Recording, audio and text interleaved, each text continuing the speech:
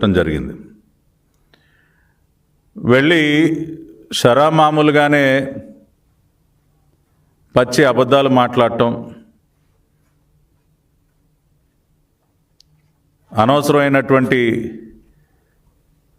రాజకీయ ప్రేలాపనలకి పాల్పడటం, ఇవన్నీ కూడా మామూలుగానే చేయటం జరిగింది. విశాఖ స్టీల్ ప్లాంట్ని కాపాడటానికి జగన్మోహన్ రెడ్డి ముఖ్యమంత్రిగా ఉన్నటువంటి సమయంలో చేసినటువంటి ప్రయత్నం శూన్యం, సున్నా. ఏ రకంగా కూడా వైజాగ్ స్టీల్ ప్లాంట్ని కాపాడేటటువంటి ప్రయత్నం చేయనటువంటి ఒక వ్యక్తి అనేక సమస్యలను ఆయన దృష్టికి తీసుకువెళ్ళినప్పటికీ దాన్ని రక్షించటానికి, కార్మికుల శ్రేయస్సు కోసం ఏమాత్రం కూడా ప్రయత్నం చేయనటువంటి వ్యక్తి నిన్న విశాఖపట్నం వెళ్ళి ముసలి కన్నీరు గారుస్తున్నాడు. నేనేదో అది చేశా ఇది చేశా అని పచ్చి అబద్ధాలు. నిస్సిగ్గుగా జగన్మోహన్ రెడ్డి మైక్ ముందుకు వచ్చాడంటే నోట్లో నుంచి వచ్చేటటువంటి ప్రతి మాట అబద్ధమే కదా. నిన్న కూడా మళ్ళీ ఒకసారి అదే రుజువైంది. నిన్న ఈ గొడ్డలి పార్టీ అధ్యక్షుడు మీడియాతో మాట్లాడుతూ ఆయన ప్రధానంగా ఆయన చెప్పినటువంటి 2-3 అంశాలు, స్టీల్ ప్లాంట్ గురించి ఆయన చేసినటువంటి ప్రయత్నాలని చెప్పి, కాపాడటానికి ఆయన చేసినటువంటి ప్రయత్నాలని చాలా గొప్పగా చెప్తా ఉన్నాడు.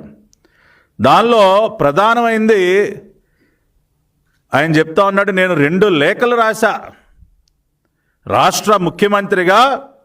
కేంద్ర ప్రభుత్వానికి నేను 2 లేఖలు రాయటం జరిగింది.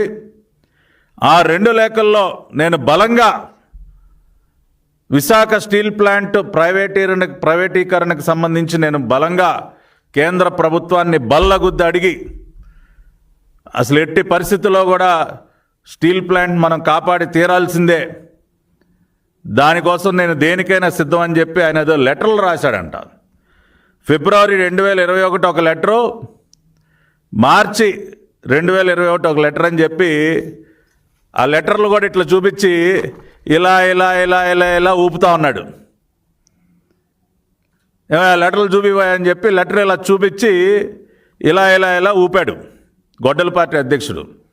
కానీ మిస్టర్ జగన్ రెడ్డి, నువ్వు ఆ లెటర్లో ఏం రాసావో కూడా చదివి వినిపిస్తే బాగుండేది కదయ్యా. లెటర్ ఉరికినట్లా గాల్లో పెట్టిలా ఊపటం కాదు.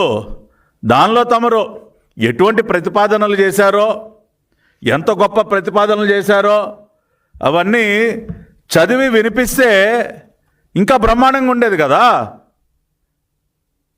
నువ్వు ఆ పని చేయలేవు. ఎందుకంటే తమరు గౌరవ ప్రధానమంత్రి గారికి రాసినటువంటి లేఖలో ఏమిందో ఇప్పుడు నేను ఒకసారి చదివి వినిపిస్తా. నేను చదివి వినిపించిన తర్వాత ప్రజలకు కూడా అర్థమవుతుంది నువ్వు ఎందుకో బహిరంగంగా లేఖని చదవలేవో, ఊరికి ఎట్లా గాల్లో ఊపి ప్రజల్ని మభ్యపెట్టే ప్రయత్నం ఎందుకు చేసావు. ఈ లేఖలో ఉన్నటువంటి విషయాన్ని నేను చదివి వినిపిస్తే అర్థమవుతుంది. ఇది ఆ రోజున జగన్మోహన్ రెడ్డి మార్చి 9, 2021 రాసినటువంటి లేఖ. Letter number 8/CM Additional Secretary /2021 Shri Narendra Modi ji, written by YS Jaganmohan Reddy on his own letterhead.